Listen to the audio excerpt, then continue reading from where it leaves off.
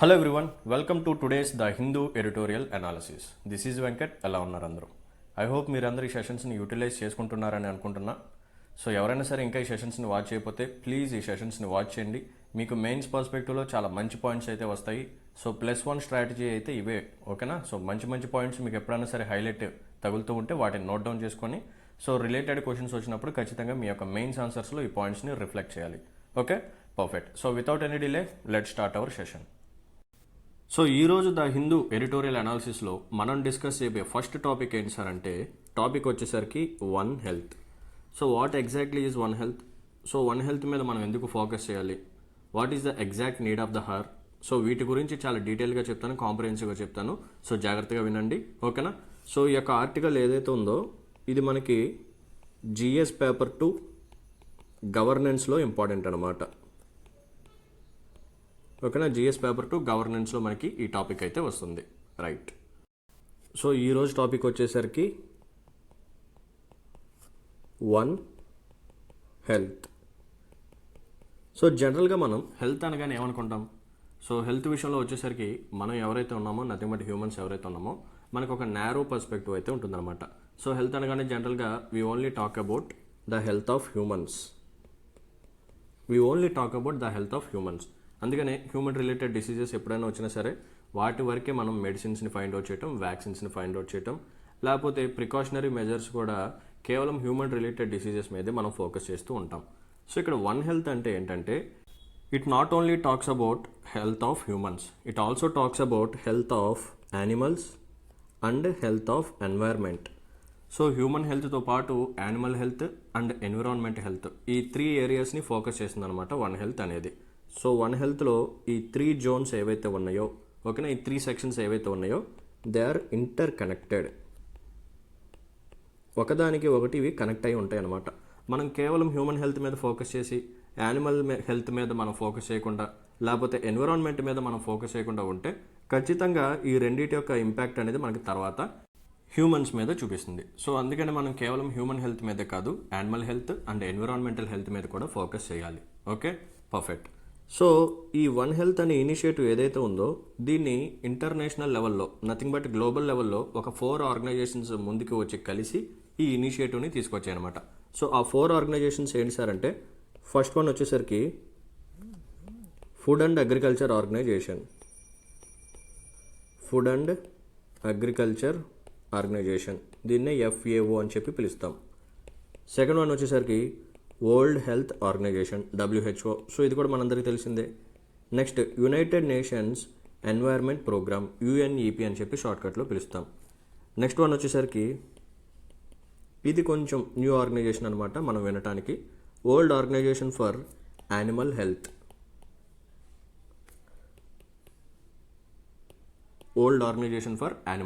So ఈ 4 organisations కలిసి మనకి గ్లోబల్ వైడ్గా వన్ హెల్త్ అనే ప్రోగ్రామ్ని తీసుకొచ్చిందనమాట. సో వన్ హెల్త్ వచ్చేసరికి ఇట్ టాక్స్ అబౌట్ హ్యూమన్ హెల్త్తో పాటు it also talks about animal and environmental health. ఓకేనా? సో ఈ 3 ఏవైతే ఉన్నాయో they are inter connected to each other.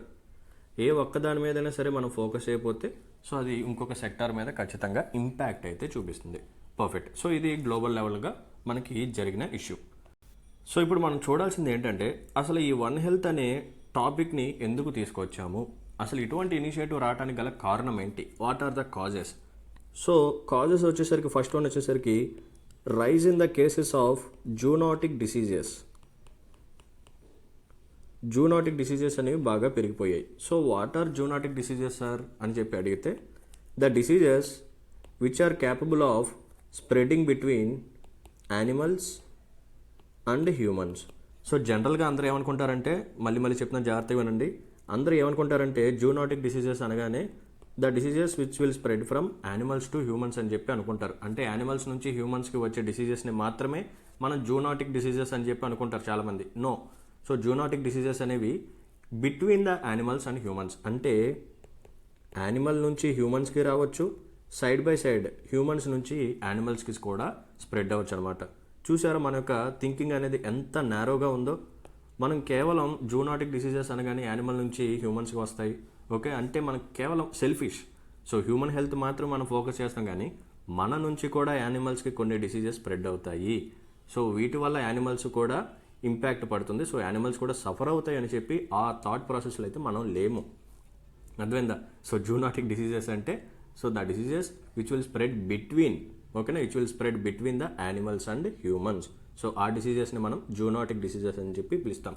So present ఈ జూనాటిక్ డిసీజెస్ అనేవి బాగా పెరుగుతూ ఉన్నాయి కాబట్టి సో ఇటువంటి వన్ హెల్త్ ఇనిషియేటివ్ అనేది present need of the hour. So examples వచ్చేసరికి జూనాటిక్ డిసీజెస్కి కొన్ని ఎగ్జాంపుల్స్ వచ్చేసరికి ఎబోలా అండ్ క్లాసికల్ ఎగ్జాంపుల్ రీసెంట్గా కోవిడ్, ఇంతకుముందు బ్యాట్స్ నుంచి ఇంకొక వైరస్ వచ్చింది నిఫా వైరస్, ఓకేనా. So Ebola, Covid, Nipah virus and ఇలా కొన్ని డిఫరెంట్ డిసీజెస్ అయితే ఉన్నాయి జూనాటిక్ డిసీజెస్. సో ఇవన్నీ ఏంటంటే వచ్చినప్పుడు చాలా మ్యాసివ్ డిస్ట్రక్షన్ అయితే క్రియేట్ చేసింది. So we all know that Covid pandemic ఎంత సివియారిటీ అయితే కాజ్ చేసిందో మనకు తెలుసు కాబట్టి సో ఈ కోవిడ్ వచ్చి సో జూనాటిక్ డిసీజెస్ని మనం కానీ ఫోకస్ చేయకపోతే ఎంత డ్యామేజ్ క్రియేట్ అవుతుందో మనకు తెలిసింది కాబట్టి సో ఇప్పుడు వరల్డ్ వైడ్గా గ్లోబల్ ఆర్గనైజేషన్స్తో పాటు మన గవర్నమెంట్ ఆఫ్ ఇండియా కూడా వన్ హెల్త్ ఇనిషియేటివ్ని తీసుకొచ్చిందనమాట.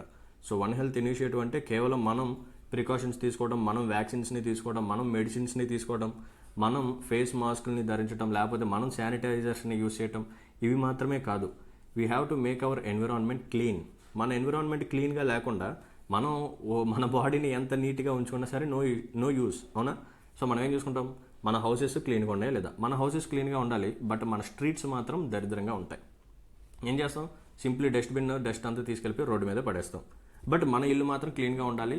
సో ఎప్పటికప్పుడు క్లీన్ చేసుకుంటూ ఉంటాం, నీట్గా సాంబ్రాణి కానీ ఓకే, సో ధూప్ స్టిక్స్ ఇవన్నీ వేసుకొని మంచి ఫ్రాగ్రెన్స్గా ఉండాలి. బట్ స్ట్రీట్స్ మాత్రం మనకి అనవసరం, ఎందుకంటే అది మనది కాదు కాబట్టి, అవునా. సో స్ట్రీట్స్ నువ్వు క్లీన్గా లేకుండా కేవలం నీ హౌస్ని మాత్రం నువ్వు క్లీన్గా ఉంచుకుంటే ఏం జరుగుతుంది, ఆ డస్ట్ అంతా నువ్వు ఒక చోట వేస్తావు రోడ్డు మీద. సో మస్కిటోస్ కానీ ఫ్లైస్ కానీ అక్కడ నుంచే మనకి అక్కడక్కడే తిరిగి సో అక్కడ నుంచి మనకి కొన్ని డిసీజెస్ అయితే స్ప్రెడ్ అవుతూ ఉంటాయి, అవునా. So we all know that. So ఇక్కడ మనం ఏం చేసాం, మన యొక్క సెల్ఫిష్నెస్, మన యొక్క హౌసెస్, మన యొక్క హెల్త్ మాత్రం మనం ఫోకస్ చేసుకున్నాం కానీ ఎన్విరాన్మెంట్ మీద మనం ఫోకస్ చేయాలి. సో డస్ట్ అంతా అక్కడ పడేసాం, సో వేస్ట్ మెటీరియల్స్ అంతా అక్కడే డిస్పోజ్ చేసేస్తున్నాం. ఇష్టం వచ్చినట్టు ప్లాస్టిక్ కానీ లేకపోతే ఈ వేస్ట్ కానీ మెడికల్ వేస్ట్ కానీ ఇవన్నీ ఒక చోట మనం ప్లేస్ చేసేస్తున్నాం. సో అక్కడ మస్కిటోస్ కానీ హౌస్ ప్లేస్ కానీ బాగా పెరిగిపోయి లేకపోతే వాటర్ అనేది ఒక చోట స్టాగ్నెట్గా ఉండిపోతే సో అవి ఏం చేస్తాయి, అక్కడ నుంచి కొన్ని డిసీజెస్ని ఇవి క్యారీ చేస్తాయి. So they act like A vectors. So vector is nothing but ఒక డిసీజ్ని ఒక ప్లేస్ నుంచి పికప్ చేసి హ్యూమన్స్కి లేకపోతే ఇంకెవరికైనా సరే స్ప్రెడ్ చేస్తే వాటిని మనం వెక్టర్స్ అంటాం. సో క్లాసికల్ ఎగ్జాంపుల్స్ వచ్చేసరికి మలేరియా అనేది మనకి ప్లాస్మోడియం పారాసైట్ అని చెప్పి ఒకటి ఉంటుందన్నమాట. సో ఈ పారాసైట్ వల్లే మనకు వస్తుంది. సో ఈ పారాసైట్ని క్యారీ చేసేది ఎవరు, ఎక్కడో వేస్ట్ పార్టికల్స్ మీద ఉన్నాయి ఈ ప్లాస్మోడియం పారాసైట్ని ఫీమేల్ ఎనాఫిలిస్ మస్కిటో అనేది క్యారీ చేసి హ్యూమన్స్ని బైట్ చేసినప్పుడు ఈ ప్లాస్మోడియం పారాసైట్ అనేది హ్యూమన్ బాడీ లోపలికి వెళ్ళి అప్పుడు మనకి మలేరియా వస్తుంది. మనకి ఇక్కడ ఫీమేల్ ఎనాఫిలిస్ మస్కిటో వల్ల అయితే డిసీజ్ రావట్లేదు. ఫీమేల్ ఎనాఫిలిస్ మస్కిటో ఈ ప్లాస్మోడియం పారాసైట్ని క్యారీ చేసినప్పుడే మనకి డిసీజ్ వస్తుందన్నమాట. అంటే నథింగ్ బట్ ఈ ఫీమేల్ ఎనాఫిలిస్ మస్కిటో అనేది it is like a vector, nothing but దీన్ని క్యారియర్ ఆఫ్ ద డిసీజ్ అని చెప్పి పిలుస్తాం. సో వీటి మీద మనం ఫోకస్ చేయాలి. ఈ వెక్టర్స్ మీద మనం ఫోకస్ చేసి అసలు వెక్టర్స్ లేకుండా చేస్తే మనకి ఇంకా ప్లాస్మోడియం పారాసైట్ మన బాడీలోకి వెళ్ళదు కదా. వెక్టర్స్ లేకుండా చేయాలంటే, మస్కిటోస్ లేకుండా చేయాలంటే ఏం చేయాలి, ఎన్విరాన్మెంట్ని క్లీన్గా ఉంచాలి, అవునా. సో మన ఇండియాలో ఏంటంటే మలేరియా కేసెస్ చాలా ఎక్కువ, ఇది మనందరికీ తెలిసిందే. మరి ఇటువంటి డిసీజెస్ని రెడ్యూస్ చేయాలంటే మనం ఏం చేయాలి, ఈ వెక్టర్స్ని మనం రిమూవ్ చేయాలి. వెక్టర్స్ అంటే ఏంటివి ఇక్కడ ఫీమేల్ ఎనాఫిలిస్ మస్కిటో. సో ఈ మస్కిటోస్ని మనం ఎలా రిమూవ్ చేయగలం, మన ఎన్విరాన్మెంట్ని క్లీన్గా ఉంచినప్పుడు. సో ఆటోమేటిక్గా వాటి యొక్క కౌంట్ అనేది తగ్గిపోతుంది. ఎక్కడ స్టాగ్నేట్ వాటర్ లేకుండా చూసుకోవాలి. దీంతోపాటు కొన్ని మన సైన్స్ అండ్ టెక్నాలజీ, బయోటెక్నాలజీలో కొన్ని టెక్నిక్స్ వస్తాయి, లైక్ వోల్బ్యాచియా మెథడ్ అని చెప్పి ఒకటి వస్తుందన్నమాట. సో ఇది ఏం చేస్తుందంటే it will make male mosquitoes infertile చేసేస్తుంది అనమాట. అంటే ఇప్పటి నుంచి ఈ మేల్ మస్కిటోస్ ఏవైతే ఉన్నాయో దే కాంట్ రీప్రొడ్యూస్. సో కొత్త మస్కిటోస్ అనేవి బోర్న్ అవ్వవు. So over a period of time ఈ మేల్ మస్కిటోస్ చనిపోతాయి, తర్వాత ఫీమేల్ మస్కిటోస్ కూడా చనిపోతాయి. సో అప్పుడు over a period of time ఈ మస్కిటోస్ యొక్క కౌంట్ అనేది తగ్గిపోతుంది అనమాట. సో ఇలా మనం ఏం చేస్తున్నాము, మన ఎన్విరాన్మెంట్ మీద మనం ఫోకస్ చేస్తున్నాము, ఈ యానిమల్ డిసీజెస్ మీద కూడా మనం ఫోకస్ చేస్తున్నాము, ఈ వెక్టార్స్ మీద కూడా మనం ఫోకస్ చేస్తున్నాం, ఓకే. సో కేవలం మనకి ఎప్పుడైనా సరే డిసీజ్ వచ్చినప్పుడు అప్పుడే మనకి జ్ఞానోదయం అయిపోయి ఓకే ఇప్పుడు దీని మీద ఫోకస్ చేయాలి, లేకపోతే బ్యాట్స్ మీద మనం ఫోకస్ చేయాలి, యానిమల్స్ యొక్క డిసీజెస్ మీద ఫోకస్ చేయాలి, ఎన్విరాన్మెంట్ నీట్గా ఉండాలని చెప్పి అలా కాకుండా so prevention is always better than cure కాబట్టి మనం ఎన్విరాన్మెంట్ మీద ఫోకస్ చేయాలి. అండ్ యానిమల్స్ ఏవైతే ఉన్నాయో సో అవి కూడా ఏ డిసీజెస్ వల్ల బాగా సఫర్ అవుతున్నాయో వాటి మీద కూడా మనం రీసెర్చ్ చేసి స్టడీస్ చేసి ఓకే, సో ఈ యానిమల్ డిసీజెస్ కూడా మనం వీలైనంత తొందరగా క్యూర్ కానీ ఫైండ్ అవుట్ చేస్తే సో నెక్స్ట్ ఈ యానిమల్స్ నుంచి హ్యూమన్స్కి స్ప్రెడ్ అయ్యే ఛాన్సెస్ అనేవి తగ్గిపోతాయి కాబట్టి సో అప్పుడు over a period of time మనకు కూడా అదే బెనిఫిట్ జరుగుతుంది కాబట్టి సో వన్ హెల్త్ అప్రోచ్ అనేది కేవలం హ్యూమన్ హెల్త్ మీద ఫోకస్ చేయడం కాదు, యానిమల్ హెల్త్ మీద ఫోకస్ చేయాలి అండ్ ఎన్విరాన్మెంట్ని కూడా మనం సేఫ్గా సెక్యూర్గా ఉంచాలి అని చెప్పి ఈ వన్ హెల్త్ ఇనిషియేటివ్ అనేది తీసుకొచ్చారనమాట. ముఖ్యంగా గ్లోబల్ వైడ్గా 4 ఆర్గనైజేషన్స్ కలిసి తీసుకొచ్చాయి. Okay, food and agriculture organisation వాళ్ళు, world health organisation, United Nations environment programme, world organisation for animal health. Okay, perfect. So over a period of time మన గవర్నమెంట్ ఆఫ్ ఇండియా కూడా ఈ one health ఇనిషియేటివ్ని ఇన్స్పిరేషన్గా తీసుకొని మన ఇండియాలో కొన్ని ఇనిషియేటివ్స్ అయితే స్టార్ట్ చేసిందనమాట. సో ఆ ఇనిషియేటివ్స్ ఏంటి సార్ అంటే, ఫస్ట్ వన్ వచ్చేసరికి government of India established a new standing committee on zoonosis. ఓకేనా, స్టాండింగ్ కమిటీ ఆన్ జూనోసిస్ అని చెప్పి ఒక కమిటీని ఏర్పాటు చేసింది. సార్ జూనోసిస్ అంటే ఏంటి? ఇందా చెప్పాను కదా, diseases which will spread between the animals and humans. యానిమల్స్కి హ్యూమన్స్కి మధ్య స్ప్రెడ్ అయ్యే డిసీజెస్ని మనం జూనోసిస్ అంటాము, లేకపోతే జూనోటిక్ డిసీజెస్ అని చెప్పి కూడా పిలుస్తాము. సో ఇటువంటి జూనోసిస్ మీద స్టడీ చేయడానికి వాటి మీద రీసెర్చెస్ చేయటం, లేకపోతే వాటికి కావాల్సిన ల్యాబొరేటరీస్ క్రియేట్ చేయటం, దానికి కావాల్సిన రిసోర్సెస్ సైంటిస్టులకి ప్రొవైడ్ చేయటం. ఓకేనా, అండ్ ఇటువంటి జూనోటిక్ డిసీజెస్ని మనం ఎరాడికేట్ చేయడానికి కావాల్సిన వ్యాక్సిన్స్ కానీ మెడిసిన్స్ కానీ ఫైండ్ అవుట్ చేయడానికి కంప్లీట్ వీటికి రిలేటెడ్ ఇన్ఫర్మేషన్ వీటి మీద స్టడీ చేయడానికి ఒక కమిటీని అయితే గవర్నమెంట్ ఆఫ్ ఇండియా ఫామ్ చేసిందనమాట ఇన్ ద ఇయర్ 2006. ఇది ఒక ఇనిషియేటివ్ అనమాట from the government of India side. And దీని తర్వాత రీసెంట్గా ఇంకొక ఇనిషియేటివ్ కూడా గవర్నమెంట్ ఆఫ్ ఇండియా వాళ్ళు తీసుకొచ్చారు. సో ఆ ఇనిషియేటివ్ ఏంటి సార్ అంటే, so there is a department called department of animal husbandry and dairy. ఓకేనా, దీన్నే షార్ట్కట్లో DAHD అని చెప్పి పిలుస్తాం. So there is a department called department of animal husbandry and dairy. So వీళ్ళు ఏం చేశారంటే, in partnership with bill and Melinda, not Mirinda, it is Melinda Gates foundation.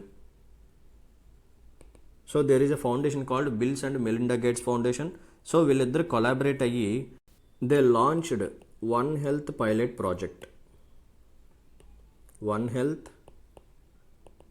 Project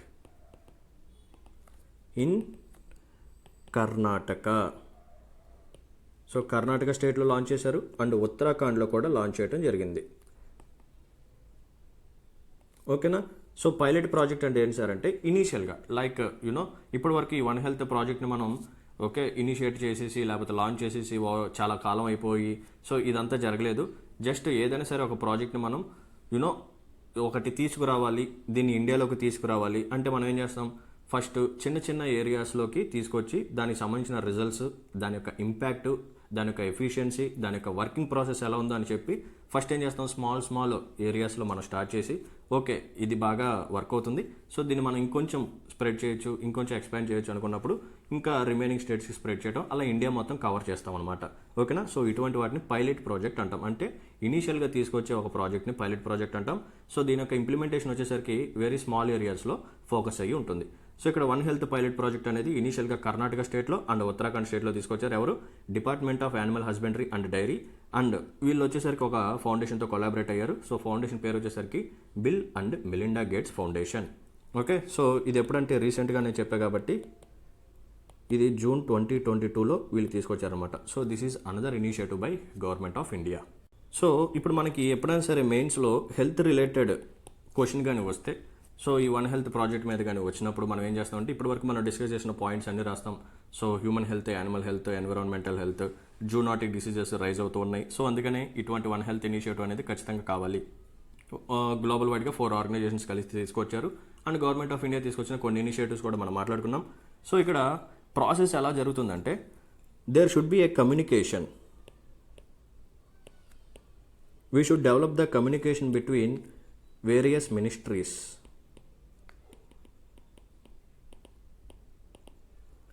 so health related ministries like Ministry of Health and Family Welfare కానీ, లేకపోతే animal husbandry కానీ, ఇలా environmental related ministries కానీ, వీటన్నిటిని మనం ఫోకస్ చేసి ministry of agriculture కూడా. So ఈ మినిస్ట్రీస్ అన్నీ కొలాబరేట్ అవ్వాలి, ఓకేనా. ఈ మినిస్ట్రీస్ అన్నీ కమ్యూనికేట్ చేసుకుంటూ ఉండాలి. So these ministries should be collaborate with each other and communicate with each other and coordinate with each other. 3 C's. ఇక్కడ 3 C's ఇన్వాల్వ్ అయ్యాయి. ఒకటి వచ్చేసరికి కమ్యూనికేషన్. సో ఒక మినిస్ట్రీకి ఇంకొక మినిస్ట్రీకి మధ్య కమ్యూనికేషన్ అనేది జరగాలి, ఓకే. అండ్ ఒక మినిస్ట్రీ ఇంకో మినిస్ట్రీకి కలిసి కొలాబరేట్ అవ్వాలి అండ్ కోఆర్డినేట్ అనేది చేసుకోవాలి. Nothing but there are 3 ministries which are responsible for a particular topic. So ఈ మినిస్ట్రీకి సమ్ అమౌంట్ ఆఫ్ ఇన్ఫర్మేషన్ తెలుసు, దీనికి సమ్ అమౌంట్ ఆఫ్ ఇన్ఫర్మేషన్ తెలుసు, దీనికి సమ్ అమౌంట్ ఆఫ్ ఇన్ఫర్మేషన్ తెలుసు.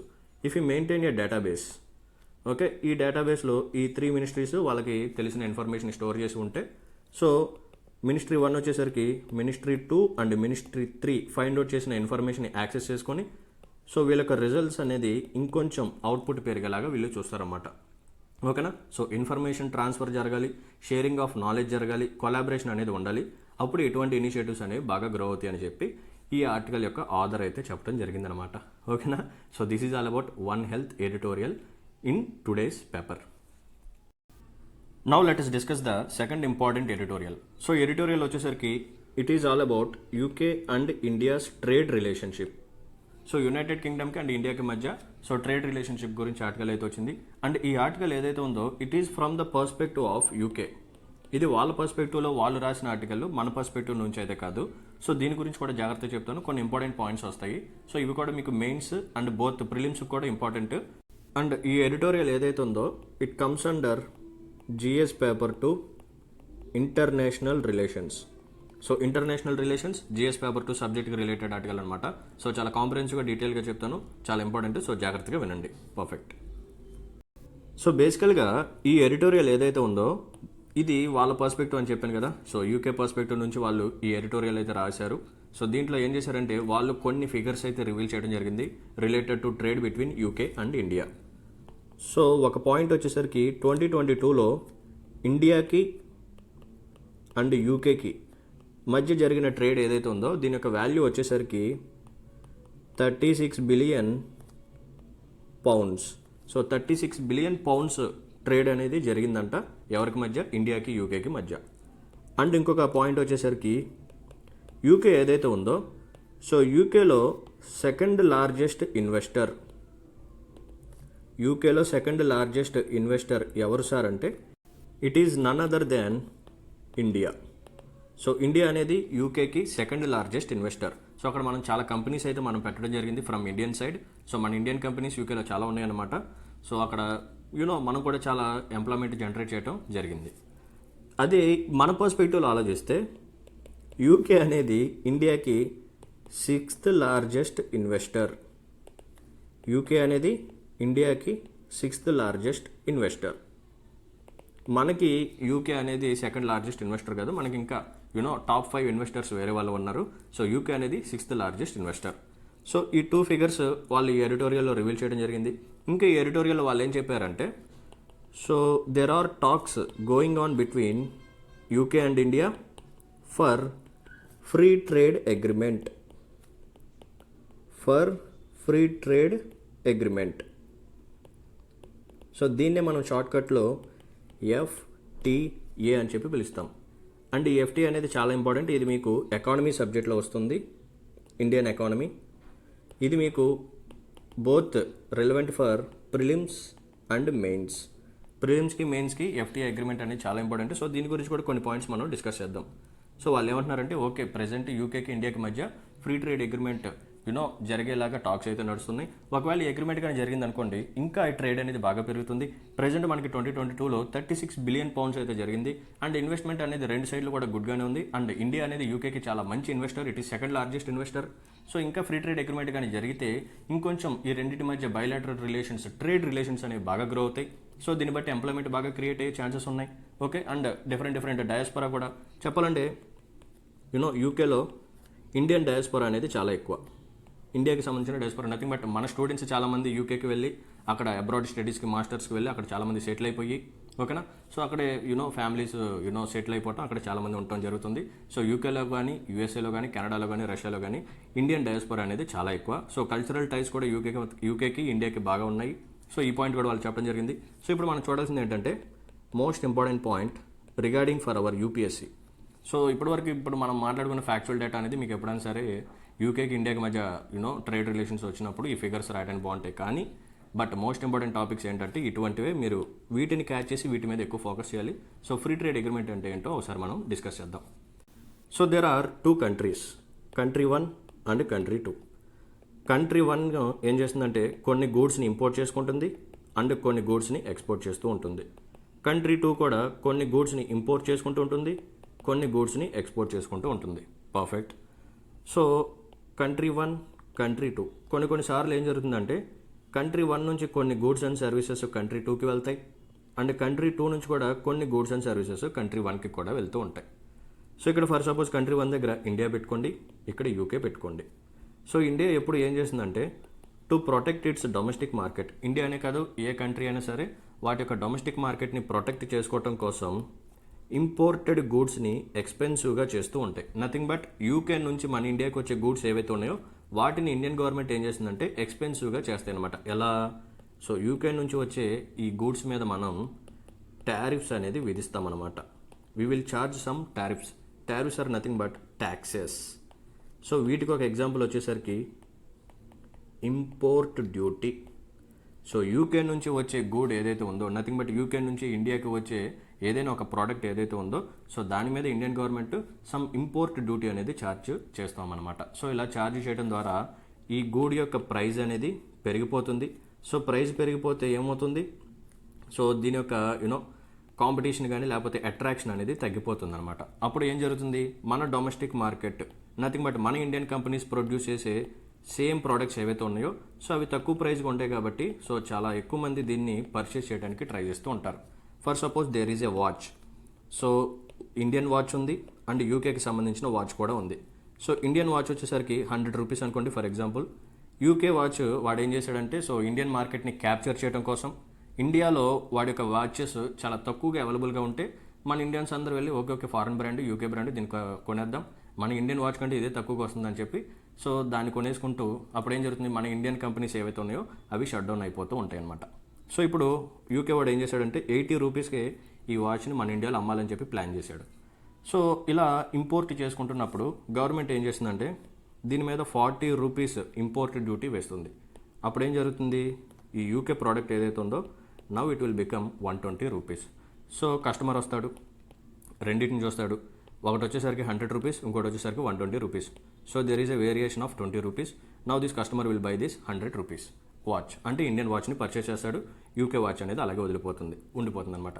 అదే ఒకవేళ యూకే వాచ్ తక్కువగా ఉందనుకోండి, అందరూ వచ్చేసరికి యూకే వాచెస్ని పర్చేస్ చేసుకుంటూ ఉంటారు. సో ఫారెన్ బ్రాండ్ అదొక అట్రాక్షన్ అనేది ఉంటుంది, అవునా? సో అప్పుడు ఏం జరుగుతుంది? ఇండియన్ వాచెస్ అనేవి సేల్ అవ్వవు. సో దీని ద్వారా ఏమవుతుంది? ఈ ఇండియన్ కంపెనీస్ అన్ని షట్ డౌన్ అయిపోతే లాసెస్లోకి వెళ్ళిపోతాయి. సో ఎంప్లాయ్మెంట్ అనేది తగ్గిపోతుంది. సో మన యొక్క డొమెస్టిక్ కంపెనీస్ డొమెస్టిక్ మార్కెట్ అనేది పడిపోతుంది, మన యొక్క జీడిపి అనేది కూడా పడిపోతుంది అనమాట. ఓకేనా? ఆత్మనిర్భర్ భారత్ కానీ సెల్ఫ్ రిలయంట్ కానీ ఇవన్నీ ఇంకా జరగవు. మేక్ ఇన్ ఇండియా అనే కాన్సెప్ట్ కూడా ఉండదు. సో ఇదంతా జరగకుండా ఉండాలంటే గవర్నమెంట్ ఆఫ్ ఇండియా ఏం చేస్తుందంటే సో బయట కంట్రీస్ నుంచి వచ్చే ఇంపోర్టెడ్ గూడ్స్ ఏవైతే ఉన్నాయో వాటి మీద టారిఫ్స్, ఛార్జెస్, ట్యాక్సెస్ వేసి ఆ ప్రోడక్ట్స్ని ఎక్స్పెన్సివ్గా చేస్తాయి అనమాట to protect our domestic market. Same UK government కూడా అంతే చేస్తుంది. ఇండియా నుంచి వచ్చే గూడ్స్ మీద టారిఫ్స్, ఛార్జెస్, ట్యాక్సెస్ వేసి సో ఇండియన్ ప్రోడక్ట్స్ని కూడా యూకేలో ఎక్స్పెన్సివ్గా చేస్తే అప్పుడు వాటి యొక్క డొమెస్టిక్ మార్కెట్ అనేది బాగా సర్వైవ్ అవుతుంది. సో అక్కడ నేటివ్స్ యూకే సిటిజన్స్ ఎవరైతే ఉన్నారో వాళ్ళు యూకే ప్రోడక్ట్స్ని కొంటారు తప్ప ఎక్స్పెన్సివ్ ఇండియన్ ప్రోడక్ట్స్ని ఎవరు పర్చేస్ చేయరు. ఇది నార్మల్గా జరుగుతుందన్నమాట. But whenever India and UK agree to each other to have a free trade agreement. So free trade agreement అనేది it can be between 2 countries or more countries. So free trade agreement అనేది కేవలం 2 countries మధ్య జరగాలని లేదు. So it can be signed between. So actually free trade agreement అనేది it is a treaty. First of all it is a treaty between 2 or more countries. So free trade agreement అనేది it is a treaty between 2 or more countries, and in this treaty they are going to reduce the trade barriers. So trade barriers అంటే ఇక్కడ ఏంటి sir అంటే one of the example వచ్చేసరికి import duty. So import duty ఏదైతే ఉందో nothing but ఈ taxes ఏవైతే ఉన్నాయో వాటిని రెడ్యూస్ చేసేస్తారు ఫ్రమ్ బోత్ సైడ్స్. ఎగ్జాంపుల్ చెప్తాను చూడండి. This is India and this is UK. UK నుంచి ఒక ప్రోడక్ట్ ఇండియాకి వస్తుందన్నమాట. సో ఇప్పుడు ఇండియా ఏం చేస్తుంది, యాక్చువల్గా డొమెస్టిక్ మార్కెట్ని ప్రొటెక్ట్ చేసుకోవడానికి ఈ గూడ్ మీద హెవీ ఛార్జెస్ అనేది, హెవీ ఇంపోర్టెడ్ డ్యూటీ అనేది ఛార్జ్ చేస్తూ ఉంటుంది. But when ever there is a free trade agreement between India and UK, ఇప్పుడు ఇండియా ఏం చేస్తుందంటే యూకే నుంచి వచ్చే ఈ గూడ్ మీద ఇంపోర్ట్ డ్యూటీని రెడ్యూస్ చేసేస్తుంది. ఆల్మోస్ట్ జీరో అయినా చేయొచ్చు, లేకపోతే లెస్ అమౌంట్ అయినా ఛార్జ్ చేయొచ్చు అనమాట. సో ఇప్పుడు ఏం జరుగుతుంది, ఈ యూకే నుంచి వచ్చే గూడ్ అనేది ఎక్స్పెన్సివ్ అవ్వదు. ఓకేనా, ఎక్స్పెన్సివ్ అవ్వదు. ఇప్పుడు ఈ గూడ్ కూడా ఇండియన్ మార్కెట్లో ఎఫోర్డబుల్ ప్రైస్కే అవైలబుల్గా ఉంటుంది. ఇది ఇండియా సైడ్. సేమ్ ఇండియా నుంచి కూడా యూకేకి కొన్ని గూడ్స్ అండ్ సర్వీసెస్ వెళ్తూ ఉంటాయి. సో ఇప్పుడు యూకే కూడా ఏం చేస్తుందంటే ఇండియా నుంచి వచ్చే గూడ్ మీద, ఓకేనా, ఇండియా నుంచి వచ్చే గూడ్ మీద ట్యాక్సెస్ రెడ్యూస్ చేస్తుంది, రెగ్యులేషన్ ప్రాసెస్ కూడా రెడ్యూస్ చేస్తుంది, క్వాలిటీ స్టాండర్డ్స్ చెకింగ్ కూడా రెడ్యూస్ చేస్తూ ఉంటుందన్నమాట. సో వీటినే బ్యారియర్స్ అని చెప్పి పిలుస్తాం. సో జనరల్గా అందరూ ఏమనుకుంటారంటే ఫ్రీ ట్రేడ్ అగ్రిమెంట్లో కేవలం ట్యాక్సెస్ మాత్రమే రెడ్యూస్ చేస్తారు, ఇంకేం ఉండవు అని చెప్పి అనుకుంటారన్నమాట. బట్ అది రాంగ్ అనమాట. సో ఈ ఫ్రీ ట్రేడ్ అగ్రిమెంట్లో చాలా జరుగుతాయి. సో అందుకని వీటిని ట్రేడ్ బ్యారియర్స్ అని చెప్పి పిలుస్తాము. సో దీంట్లో ఏమేమి జరుగుతాయి అంటే ఇంపోర్ట్ డ్యూటీని రెడ్యూస్ చేస్తూ ఉంటారు. అంటే జనరల్గా ఏదైనా ఒక గూడ్ ఫారిన్ కంట్రీ నుంచి మన కంట్రీలోకి వస్తున్నప్పుడు దాని మీద చాలా రూల్స్ అండ్ రెగ్యులేషన్స్ ఉంటాయి. అంటే దాని యొక్క క్వాలిటీ చెకింగ్ చేస్తూ ఉంటారు. సో క్వాలిటీ అనేది సరిగా లేకపోతే తిరిగి వెనక్కి పంపించేస్తారు. ఫర్ సపోజ్ బయట కంట్రీ నుంచి మ్యాంగోస్ వచ్చాయనుకోండి. సో మ్యాంగోస్ అనేవి దారిలో కొంచెం పాడైపోయినా సరే, డ్యామేజ్ క్రియేట్ అయినా, లేకపోతే సరిగ్గా లేకపోయినా, లేదు ఎక్కువ మెడిసిన్స్ యూజ్ చేసి పండించారని చెప్పి మనకు కానీ తెలిసిందనుకోండి, ఆ ప్రోడక్ట్ని ఇమీడియట్గా బయటికి పంపించేస్తాం. ఎందుకంటే వాటిని కన్జ్యూమ్ చేసుకుంటే మన యొక్క నేటివ్ సిటిజన్స్కే ప్రాబ్లం కాబట్టి. సో అది మన కంట్రీ మీదకి వస్తుంది ఆ నేమ్ అనేది అని చెప్పి మనమే వాటిని వెనక్కి తిరిగి ఆ ఏ కంట్రీ నుంచి అయితే వచ్చిందో అక్కడికే తిరిగి పంపించేస్తాం. సో ఇలా చాలా బ్యారియర్స్ అయితే ఉంటాయి. రూల్స్ అండ్ రెగ్యులేషన్స్ కానీ, క్వాలిటీ చెకింగ్ కానీ, స్టాండర్డ్స్ చెకింగ్ కానీ. సో ఈ మనం పెట్టిన రూల్స్ అండ్ రెగ్యులేషన్స్ని సాటిస్ఫై చేసే ప్రోడక్ట్ని మనం లోపలికి అలౌ చేస్తాం. సేమ్ ఇలాగే యూకేలో కూడా ఇండియా నుంచి వచ్చే ప్రోడక్ట్స్ అన్నింటినీ చెకింగ్ చేసి, సో మంచి క్వాలిటీ ఉన్నాయా లేదా, మన క్వాలిటీ స్టాండర్డ్స్ని ఇది మీట్ అవుతుందా లేదా, అప్పుడే లోపలికి అలౌ చేస్తాం, లేకపోతే తిరిగి మన ఇండియాకే పంపించేస్తారనమాట. సో ఈ ఫ్రీ ట్రేడ్ అగ్రిమెంట్లో ఏం జరుగుతుందంటే ఈ క్వాలిటీ స్టాండర్డ్స్ని కూడా, అంటే ఇంత స్ట్రిక్ట్ ప్రాసెస్ లేకుండా ఆ ప్రాసెస్ని కొంచెం మోడరేట్ చేస్తూ ఉంటారు. అంటే ఓకే సరే మనోడలే ఫ్రీ ట్రేడ్ అగ్రిమెంట్ జరిగింది కాబట్టి ఇప్పుడు సరే ఇండియన్ ప్రోడక్టే కదా పంపించేసే ఏం కాదులే అని చెప్పి లోపల పంపించేస్తాడు. మనం కూడా యూకే ప్రోడక్ట్ని లోపలికి అలౌ చేసేస్తాం. సో ఇలా జరిగినప్పుడు ఏం జరుగుతుందంటే టూ సైడ్స్ బైలాటరల్ ట్రేడ్ అనేది బాగా ఇంక్రీజ్ అవుతుంది. మన ఇండియన్ గూడ్స్ కూడా యూకే మార్కెట్లోకి బాగా యాక్సెస్ అనేది పెరుగుతుంది. అంటే ఇండియన్ గూడ్స్కి యూకే మార్కెట్ యొక్క యాక్సెస్ పెరుగుతుంది, అండ్ యూకే గూడ్స్కి కూడా ఇండియన్ మార్కెట్ యొక్క యాక్సెస్ అనేది పెరుగుతుంది. సో దీని ద్వారా కల్చరల్ టైస్ కూడా బాగా పెరుగుతాయి. ఇప్పుడు ఫర్ సపోజ్ యూకేకి సంబంధించిన టెక్స్టైల్స్ ఉన్నాయి, నథింగ్ బట్ ఆ జీన్స్ షర్ట్స్ కానీ, లేకపోతే డెనిమ్ షర్ట్స్ కానీ, ఇవన్నీ వాళ్ళ సైడ్ నుంచి మనకే వచ్చాయి అనమాట. సో ఆ కల్చర్ అనేది మన దగ్గర పెరిగింది. అండ్ మన సైడ్ నుంచి కూడా ఇప్పుడు కొంత యూకే నేటివ్ సిటిజన్స్ ఎవరైతే ఉన్నారో వాళ్ళు కూడా శారీస్ వేర్ చేయటం కానీ, దే లైక్ శారీస్. ఓకేనా. సో యూకే ఉమెన్ కూడా చాలామంది శారీస్ని కట్టుకుంటూ ఉంటారు. సో శారీస్ని కూడా వాళ్ళు ఇష్టపడుతూ ఉంటారు. సో శారీస్ అనేవి ఎక్కడి నుంచి వెళ్తున్నాయి, మన ఇండియా నుంచే వెళ్తున్నాయి. ఒకవేళ ఇమాజిన్ చేసుకోండి మన శారీస్ యూకేలో చాలా తక్కువ ప్రైస్కి, అఫోర్డబుల్ ప్రైస్కి ఉన్నాయి అనుకోండి, ఏం జరుగుతుంది, మన ఇండియన్ ట్రెడిషనల్ కల్చర్ ఏదైతే ఉందో, శారీ కల్చర్ ఏదైతే ఉందో అది అక్కడ బాగా పెరుగుతుందన్నమాట. అండ్ లుంగీస్ కానీ, పంచులు కానీ, ధోతీస్, కుర్తాస్, ఇటువంటి కల్చర్ మన యొక్క టెక్స్టైల్స్, మన యొక్క ట్రెడిషన్ ఏదైతే ఉందో ఇది యూకే వాళ్ళు కూడా ఫాలో అవుతూ ఉంటారు. సో వాళ్ళ ట్రెడిషన్ కూడా మనం ఫాలో అవుతున్నాం, ప్రజెంట్ చాలామంది ఫాలో అవుతున్నారు, మనం కూడా ఫాలో అవుతున్నాం కాబట్టి. సో ఇలా కల్చరల్ టైస్ అనేది బాగా పెరుగుతూ ఉంటాయి, ఎక్స్చేంజ్ అనేది జరుగుతూ ఉంటుందన్నమాట. సో ఇలా ఫ్రీ ట్రేడ్ అగ్రిమెంట్ అనేది ఇండియాకి యూకేకి మధ్య టాక్స్ అనేది జరుగుతున్నాయి. So one fine day it will happen. So ఇద్దరు కానీ ఫ్రీ ట్రేడ్ అగ్రిమెంట్కి యాక్సెప్ట్ చేసుకుంటే సో ఇండియన్ గూడ్స్ అనేవి యూకేలో చాలా అఫోర్డబుల్ ప్రైస్కి అవైలబుల్గా ఉంటాయి, అండ్ యూకే గూడ్స్ కూడా ఇండియాలో చాలా అఫోర్డబుల్ ప్రైజెస్కి అవైలబుల్గా ఉంటాయి అన్నమాట. బట్ ఫ్రీ ట్రేడ్ అగ్రిమెంట్ వల్ల కొన్ని నెగిటివ్స్ కూడా ఉంటాయి. సో ఆ నెగిటివ్స్ ఏంటో ఈ యొక్క వీడియో కామెంట్ సెక్షన్లో మీరు మెన్షన్ చేయండి, థింక్ చేయండి. సో ఇలా టూ కంట్రీస్ ఇద్దరు ఫ్రీ ట్రేడ్ అగ్రిమెంట్కి వచ్చి ఈ క్వాలిటీ చెకింగ్ స్టాండర్డ్స్ని రెడ్యూస్ చేసి, ఓకేనా, ఈ ట్యాక్సెస్ని, ట్రేడ్ని రెడ్యూస్ చేస్తూ ఉంటే కొన్ని నెగిటివ్స్ ఇండియాలో ఉంటాయి, కొన్ని నెగిటివ్స్ యూకే మీద కూడా పడుతూ ఉంటాయి. కాబట్టి సో ఆ నెగిటివ్ పాయింట్స్ ఏంటి, ఫ్రీ ట్రేడ్ అగ్రిమెంట్లో ఉండే ఛాలెంజెస్ ఏంటో ఈ వీడియో యొక్క కామెంట్ సెక్షన్లో మెన్షన్ చేయండి. ఓకేనా, right. So this is all about today's editorial analysis. I hope you like this session. మీకు కానీ నా యొక్క ఎఫర్ట్స్ కానీ, ఎక్స్ప్లెనేషన్ కానీ నచ్చినట్టయితే please hit the like button and మీ యొక్క వాల్యుబుల్ కామెంట్ని మెన్షన్ చేయండి. అండ్ మీ ఫ్రెండ్స్ కూడా షేర్ చేయండి, ఎవరైతే యూపీఎస్సీ కానీ, ఏపీఎస్సీ, టీఎస్పీసీకి ప్రిపేర్ అవుతున్నారో. సో వాళ్ళకు కూడా ఈ సెషన్స్ అనేవి చాలా యూస్ఫుల్ కాబట్టి వాళ్ళు కూడా షేర్ చేస్తూ ఉండండి. Okay, right. So let's call it a day then. See you in the next session. Until then, take care. Bye bye. Jai Hind.